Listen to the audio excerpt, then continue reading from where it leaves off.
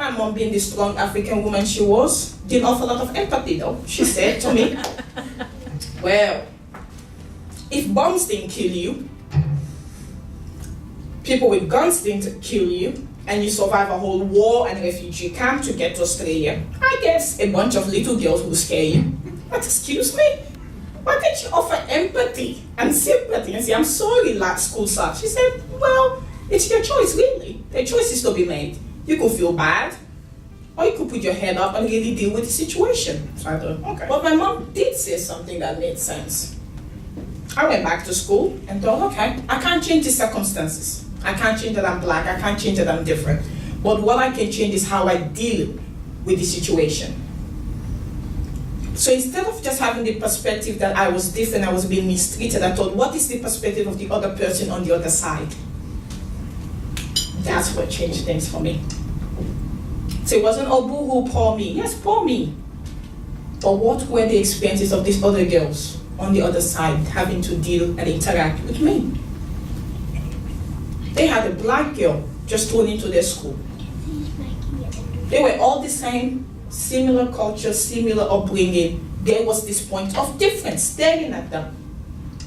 How do they deal with that? Nobody ever taught them how to deal with that. Why would they? Nobody was expecting a black child to be thrown into their school. Their parents weren't prepared for that. The school wasn't prepared for that. So it wasn't just me struggling. They were struggling in how to interact with me. And maybe that the interaction wasn't so positive, but there was still struggle. Then I had a woman who worked in the library, Miss Shannon. I call her my white mommy. She's still my white mommy.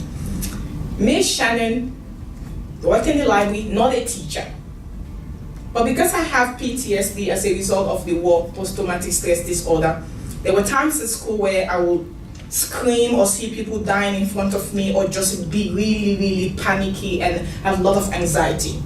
So I'll get sent to the sick room. Miss Shannon will come down from the library, bring a teddy bear, and then she'll bring a CD tape or you know, one of those music players, those old-fashioned ones where you actually put a CD, you know, a cassette in.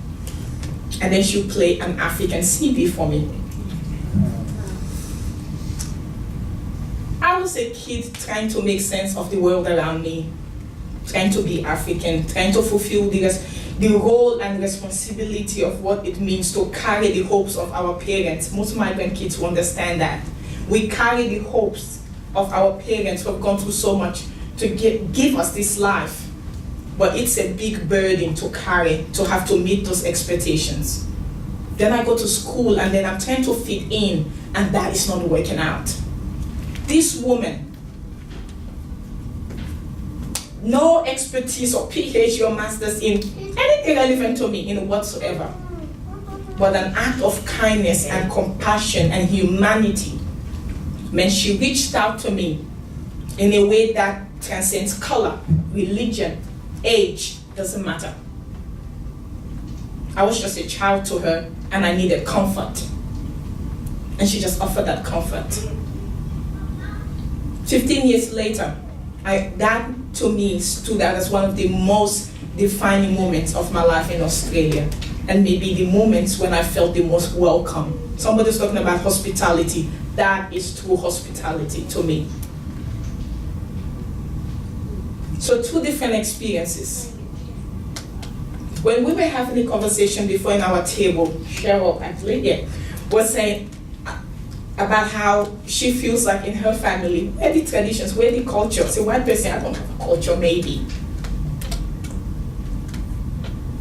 When 2 people meet, I think we always assume as Australians, it's that we need to learn how to talk to these other people who don't speak English, who look different from us, sound different from us. Off the bat, it's all this hard work we have to do to communicate with these people. We never think what those people have to do to communicate with us. When you have a conversation, you have 2 people coming together, 2 cultures coming together, upbringings, personalities, family, heritage, no matter what they look like. It could just be that you brush before you eat or you eat before you brush. It's still culture. 2 coming together. Assumptions, expectations, stereotypes that we have.